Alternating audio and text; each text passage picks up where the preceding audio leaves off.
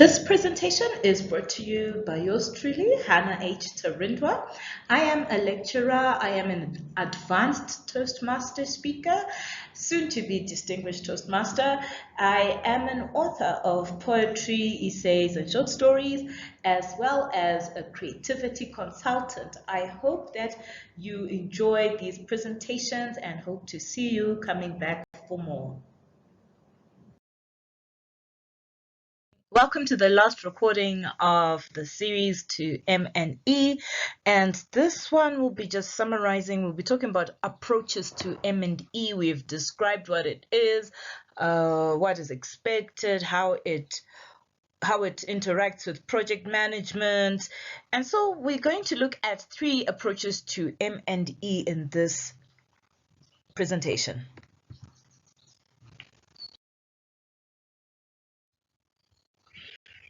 So again, we're going to have the introduction, then we will have the results-oriented approach. I will look at the constructivist approach and end with the reflexive approach. There's going to be a table at the end of the presentation. Feel free to take a screenshot if it might help you.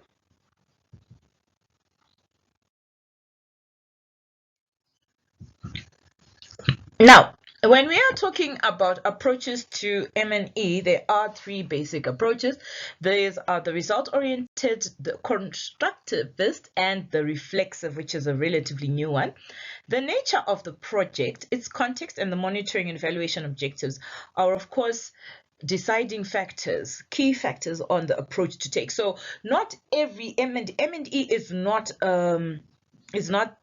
stagnant, it's dynamic, and you need to know for your project or for the times that you're doing your project which approach to take, and even sometimes the type of organization. So there's a few things that will determine what approach you take. So basically time, people, the context, and even just the nature of the project. Sometimes it's even the length of it. So it's important to not just say, okay, so let's do M&E. How are you going to approach your M&E? So practically speaking, it may be desirable to use a selection of methods. So in as much as there are 3 major ones which I'm going to talk about today, you can use the combined ones. And I guess that's what the reflexive tries to do. But just listen, and then hopefully in your M&E, you can then choose what works for you.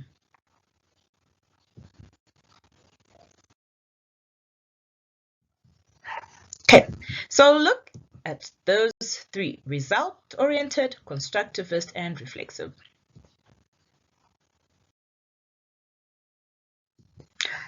Now, before I get into the individual ones, I'll talk about the similarities and the differences, which are overall similarities and differences. Hopefully, it will be clear. Each approach, when we talk of similarities, has methods and tools that can be utilized for interventions, and that have the ambition to contribute to system innovation. However, they might differ widely in their vision on reality. So each approach might differ in how they view. Perception is always different. They might view things differently in terms of reality, what's on the ground, the ongoing processes, what will be done, and their results, and how to support, manage, and adjust these procedures.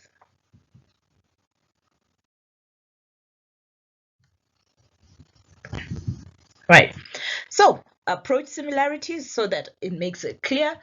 Number 1, we said that the guiding principles. So each approach has guiding principles. Each approach has its own methodologies, and each approach has specified tools. The differences, of course, are that they might differ in the vision on reality. What they see might be different, or how they see. The continuous processes might also be different, and the results, as well as the methods of support, management, and adjustment. How do you change? In what way, in what manner does the M&E process change?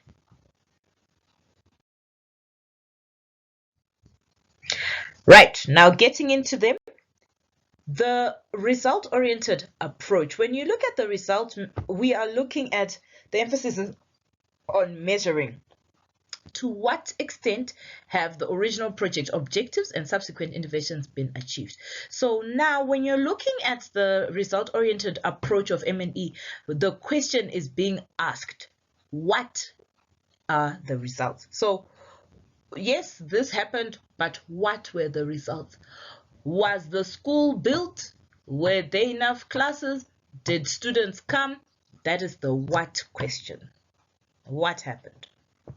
And of course, the what question was formulated 2004, this sort of approach and questioning by Zolkasek and Rest in 2004. The assumptions of the result-oriented approach is that causality and linearity, where there's a cause, there's an effect. So action A will lead to reaction B, and this or that change will take place. So if you walk, you will get tired and you lose weight. Sort of something like that. Change is planned and measured. And these are the expectations of the result-oriented approach. So they say if you move something, there has to be a change.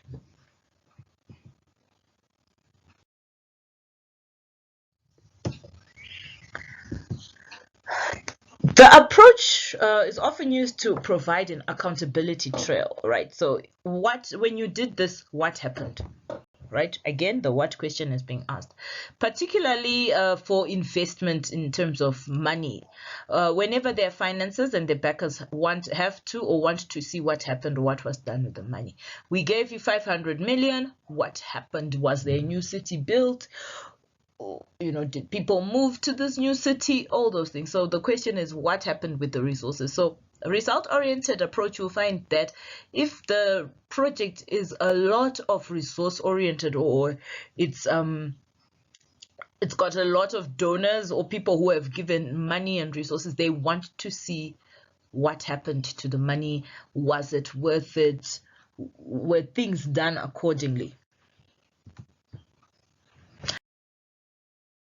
The strengths of the result-oriented approach is that there's strategy and planning. So there is a lot of planning and the strategy is done because there's the fear of wasting things. So nothing is taken for granted. The time is not taken for granted, and the resources are not taken for granted.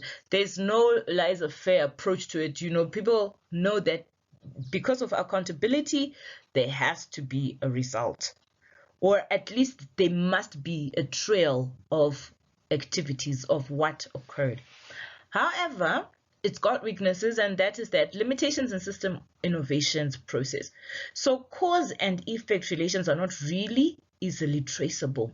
So for example, maybe you build the project is a borehole project. So there's 5 boreholes that have been built across a village, and then they do it, let's say in Southern Africa, they do it in November, October, because they'll be like, okay, this is going to make people's lives easier, then they don't have to walk long distances. The distances have been reduced, but not have been removed totally. However, it could also happen that during that time that people are building bowls for this community, 5, maybe out of 20 of the families, 5 of the families decide that they want to have pipes in their homes, and now they have taps in their homes. They don't need the bowls anymore. You see, then it doesn't, when people don't come to the bowls, it's not because there's unforeseeable future, right? So just because many people did not come, it's not necessarily the fault of the project. Or they've made 20 bowls for 20 families, and yet maybe there's a natural disaster that happens and suddenly there are 50. And if those 50 families now, the bowls will not be adequate for the families. Those are things that happen that can also then disturb the cause and effect relationship, right?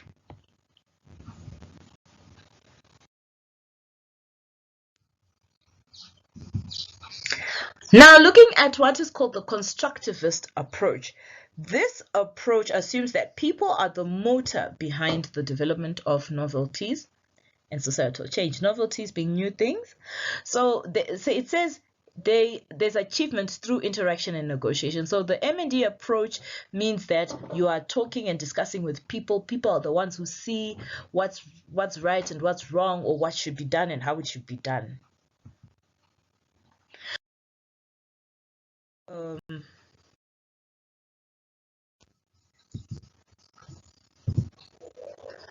So the constructivist approach also relies on collective learning process, as we said. They do not so much define the what question. In monitoring and evaluation of whatever, if you choose to monitor and evaluate using constructivist approach, you are now asking the how learning, because you are saying how successful collective learning processes are initiated and prolonged. How sustainable is this?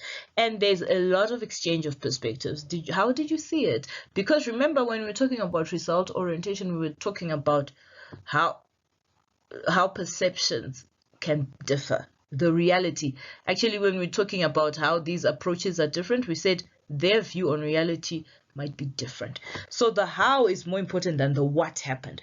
How did you spend money, not what did you spend the money on, right? So we spend money on taps. How did you do it? Did you go through many quotations? Did you ask for the cheapest price? That's the difference. Right. The strength of this is that it ensures a good insight into how processes evolve, right? And helps collective learning when outcomes are unpredictable. And because of that, it increases support of the project. So when people are involved, they feel that they're part of this journey, that they must also contribute somehow. That is the strength of the constructivist approach. However, the constructivist approach, the insights are not easily transferable to those that are not present within the M&E process. So if you were not part of the project, but maybe it was part of your institution, you might not really get to understand how did people reach such agreements, or the focus that they had, how come it is as is. And then sometimes when there's too much focus on exchange of ideas and perspectives, the intention of the actual project may go neglected. And so it's important to understand, to sort of have that balance. But with constructivists, you'll keep talking about people's perspectives. How should we do this? How should we do that? It might even take too long to then get the project running.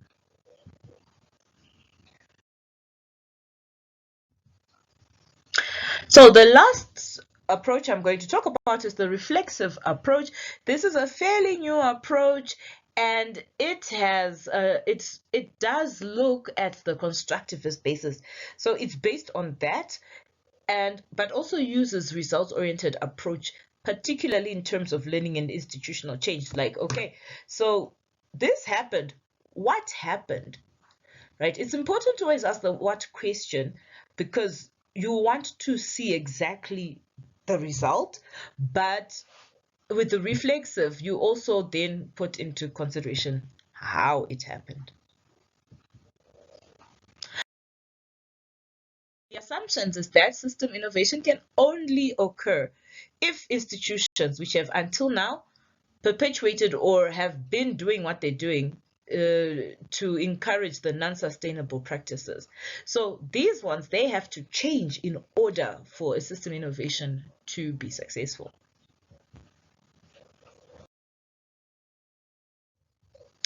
The reflexive approach has the leading question: can project activities stimulate learning processes? Right? And when those learning processes are stimulated, these should lead to institutional change in the way that they are currently approaching or practicing their activities, especially when there are interdependent stakeholders.